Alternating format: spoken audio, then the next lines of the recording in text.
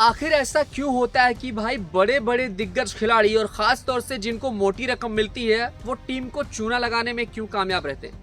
हर बार का हाल यही रहा है, हर सीजन का हाल यही रहा है। जिनको महंगे दाम पर फ्रेंचाइजियों ने खरीदा है उन्होंने टीम को धोखा दिया है और ऐसे में इस बार सबसे बड़ा धोखा दे रहा है आईपीएल इतिहास का सबसे महंगा खिलाड़ी, जिसके नाम से लोग डर रहे थे, जिसके नाम से लोग खौफ खा रहे थे। और ऐसा कहा जा रहा था कि जब ये गेंदबाज 9 साल बाद वापसी करेगा आईपीएल में तो भाई टीम को मजबूती प्रदान करेगा, टीम काफी शानदार प्रदर्शन करेगी। हालांकि टीम तो अच्छा खेल दिखा रही है, टीम की बल्लेबाजी गेंदबाजी सब कुछ अच्छा चल रहा है, लेकिन इस खिलाड़ी ने भाई साहब चूना लगा रखा है। जी हाँ, अब चूना कैसे लगा है, किस खिलाड़ी ने लगाया, ये पूरी कहानी मैं आपको बताऊंगा। लेकिन जानकारी के लिए बता दें कि भाई आईपीएल का जो इतिहास है वो कुछ ऐसा ही रहा है कि जिनको महंगे दाम पर खरीदा गया है वो फ्लॉप साबित हुए हैं। चाहे आप पुराना इतिहास देख लें या नया इतिहास देख लें, हर सीजन का हाल यही होता है। जो भी सबसे महंगे दाम पर खरीदा जाता है वो फ्लॉप प्रदर्शन करता है, चाहे बल्लेबाजी हो या गेंदबाजी हो। खासतौर से विदेशी खिलाड़ियों पर जितनी मोटी रकम फ्रेंचाइजियां लगाती हैं, जितना मोटा पैसा उनको देती हैं,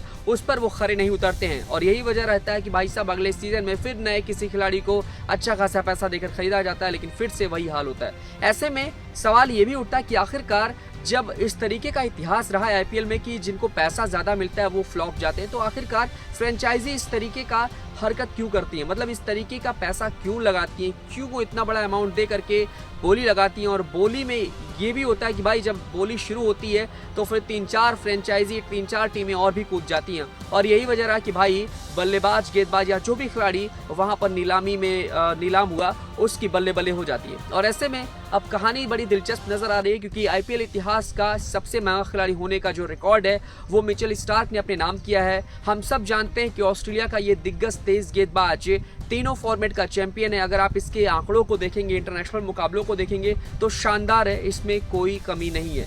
मतलब कहा जाए तो भाई पैसा लगाना ठीक था कि लगा दिया, लेकिन लगातार 2 मुकाबले में जिस तरीके से विकेट का सूखा इनके पास है, 100 से ज्यादा रन दे चुके हैं, जमकर धुनाई हो रही है, जमकर पिटाई हो रही है। ऐसे में देखा जाए तो भाई मिचेल स्टार्क ने केकेआर को बड़ा चूना लगाया है, तगड़ा चूना लगाया है। और अब तक 2 मुकाबले में बुरी तरीके से फ्लॉप रहे हैं। कल के दिन का मुकाबला देखा जाए तो 4 ओवर में 47 रन दिया इन्होंने, कोई विकेट इनको नहीं मिला। तो ऐसे में देखा जाए तो कल के मुकाबले में भी चूना लगाते नजर आए मिचेल स्टार्क। इसके अलावा पहले मुकाबले में जहां 200 से ज्यादा का स्कोर केकेआर ने खड़ा किया था वहां पे भी इनकी जमकर धुनाई हुई थी और वहां तो 50 से ज्यादा रन लुटाए थे। वहीं बात की जाए तो हर्षित राणा की बात की जाए तो इस सीजन में काफी बेहतरीन गेंदबाजी कर रहे हैं। कल के मुकाबले में 2 विकेट लिया और उससे पहला जो मुकाबला खेला गया था केकेआर का उसमें 3 सफलताएं अर्जित की। ऐसे में इस सीजन में केकेआर की तरफ से एक उभरता हुआ सितारा के रूप में नजर आ रहे हैं हर्षित राणा। और ऐसे में यहाँ पर मिचेल स्टार्क भाई साहब चूना लगाते नजर आ रहे हैं। अब ये देखना बनता है कि अगले सीजन में भाई कौन किस तरीके से कितना पैसा किस पर इन्वेस्ट करता है। लेकिन मुझे समझ नहीं आया है कि आखिरकार इतना पैसा क्यों दिया जाता। भाई जितने में आप 8 से 10 खिलाड़ी खरीद लोगे, खासतौर से युवा प्लेयर को ले लो, चाहे वो गेंदबाज हो, बल्लेबाज हो, अंडर 19 के प्लेयर्स को ले लो, अपने इंडिया वाले खिलाड़ियों पर भरोसा जता लो, वो अच्छा प्रदर्शन करेंगे। और हम सब ने एक चीज़ को देखा भी है कि महंगे खिलाड़ी जहां फ्लॉप होते हैं वहीं पर 20 लाख 50 लाख छोटे अमाउंट में खरीदे गए खिलाड़ी अच्छा प्रदर्शन करते हैं, चाहे वो बल्लेबाजी हो या गेंदबाजी हो। तो ऐसे में अब बुद्धि किस तरीके से फ्रेंचाइजी की कब खुलेगी ये देखना बड़ा दिलचस्प होगा। लेकिन मिचेल स्टार्क ने कुल मिलाकर के केकेआर को सबसे बड़ा चूना लगाया है सबसे महंगे खिलाड़ी बनकर।